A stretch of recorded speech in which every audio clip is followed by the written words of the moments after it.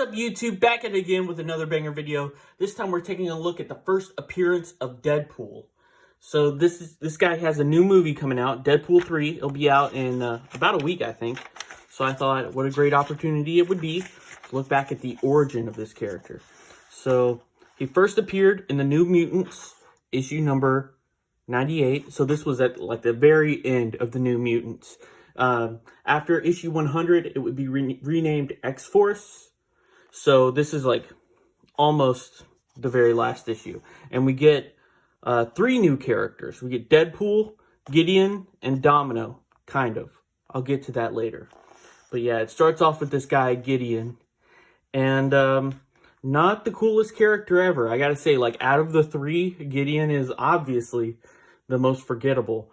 And I think it's his design just isn't very cool. I mean, you could tell, like, when he's brought back later with other artists, they redesign him. Because just the red vest and the golden arms and the white ponytail, what is this? I think this is, like, off the back of his head, but it kind of looks like it's from the side of his face, like in this drawing. And also this, like, I feel like I should cover up his crotch. It's a bit obscene. But, yeah, just the colors are bad. Like, they're all clashing. There's no color scheme going on with him. And he's just not a very interesting character all around. But we open it up. We get this double-page spread that you turn sideways. And you see, he's this rich guy. He's fighting these robots. He has, like, a danger room of his own, like, in his Colorado mansion. And that's what all these first few pages are. We're just seeing him fight these robots. His assistant comes in and tells him, oh, you got to get ready. You're going to be in New Orleans later today, and you got a busy day ahead of you. You got to get started. And that's all we really see of him until the very end. So we turn the page. Now we're in the real danger room in New York at the X Mansion. And Cable has been introduced into this book, and he's sort of taken it over. Like, he is the leader, and that's why it gets renamed to X-Force later on, because it's more militant. Instead of the New Mutants, it's an X-Force now. So, he's here. I think this guy's named Cannonball, and they're doing the same thing. They're training against robots. They do that a lot in these books, if you can't tell. They're running an obstacle course. I should mention, too, that this artwork that you're seeing is by Rob Liefeld, and I think the writer was Fabian Nicieza. Yeah. Rob Liefeld, he gets a lot of the credit for, like, the creation of Deadpool, the creation of Cable, and he also catches a lot of heat for his art style, his art skill. I think it's an easy punching bag. Like, I think he's an easy target. It's low-hanging fruit to pick on Rob Liefeld. Like, there's a lot of artists who commit the same egregious offenses that Rob Liefeld commits, and you never hear about them. You never hear people complain about them. I just feel like Rob has this huge target painted on his back because of how successful he was for a time, and, you know, how probably wealthy that made him, and, like, his status. When you're leading the industry, you have that target on your back. But yeah, I could point to, like, several other artists who are mainstream who I think Rob Liefeld is better than them. Then we meet these other characters, Boom Boom and Richter. And again, I haven't read many of these comics. Like, the only reason I'm reading this one is because it's the first appearance of Deadpool. So I'm not really familiar with a lot of these characters. But we do see Richter has a Bart Simpson poster in his room. And that's almost all, like, the background that you're getting in these pages. I think that's really funny. And also another thing that you'll note in Rob's art, he doesn't pay a lot of attention to, like, the costume consistencies. So, like, the costumes will change from page to page, and there's no consistency there. Also, look how tiny Cable's nose is in this. I just noticed that. Okay, finally, we're about halfway through the issue. We finally get to meet the guy. Deadpool shows up. He's here. He's on a mission. He's an assassin. He's been hired by this guy, Tolliver, Mr. Tolliver. He hired him, and he's here to kill Cable.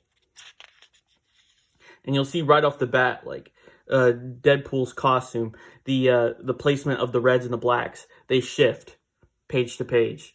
Even sometimes on the same page. You can see on this page, it goes from, okay, Deadpool pulls his gun, he has a pistol in his left hand, we see Cable, we cut back to Deadpool, pistol in his right hand. And it's easy stuff like that, like, that it just isn't being paid attention to. That stuff bothers me more than anything about Rob's artwork. Like, I'm fine with the style and whatever, like the gratuitous 90s style. That's fine.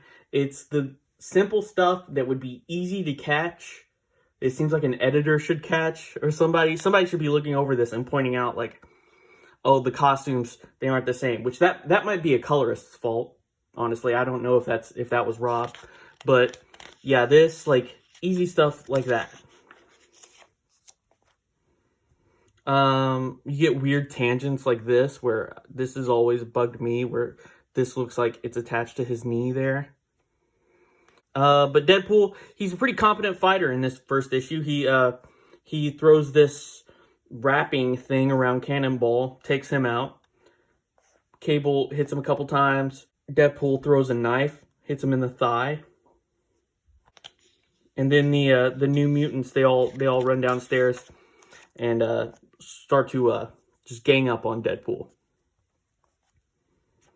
And it's going all right until Domino shows up. Domino, she hits him with these knives in the back. I'm not sure what's the deal with those knives. It seems like, you know, Deadpool, he should be fine. Like, he gets shot all the time. He has the healing factor. It seems like these knives wouldn't do anything.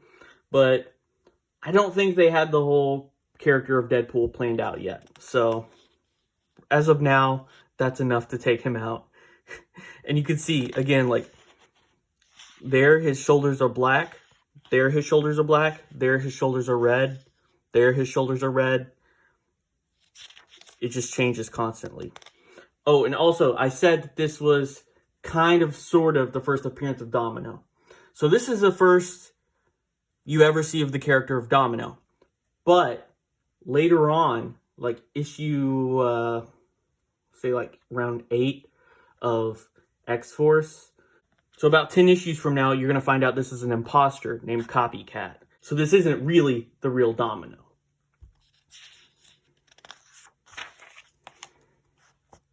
There, again, shoulders are red. This probably isn't bothering you guys like it bothers me, but it really bothers me. You also see like a lot of this this hatching in the background that just fills up space. Rob didn't invent that, but he sure does use it a lot. I actually noticed, like, when we were talking about Kurt Swan a few weeks ago, I noticed it in some of Kurt Swan's work. So, I don't know, maybe, I don't know who started that, but Rob probably does it the most. And so we get this little, like, readout of all the available mutants.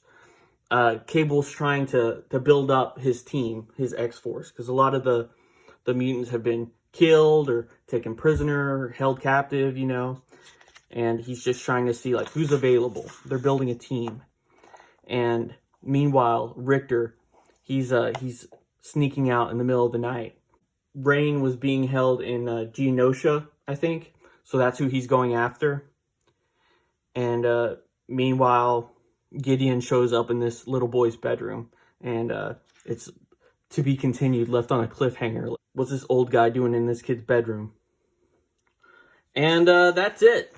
Then it moves on, this book, this collection, it moves on to the first mini-series of Deadpool, The Circle Chase. But that's the first appearance of Deadpool, and the first appearance of Gideon, and the first appearance of Domino, sort of. So, I hope you learned something. I hope you go see the movie if you're into that, and you enjoy it. I'm looking forward to it. And leave a comment. Let me know what you think of this video, what you thought of the movie. Hit the like button, smash that subscribe button, and I'll see you in the next video. Thanks for watching. Bye.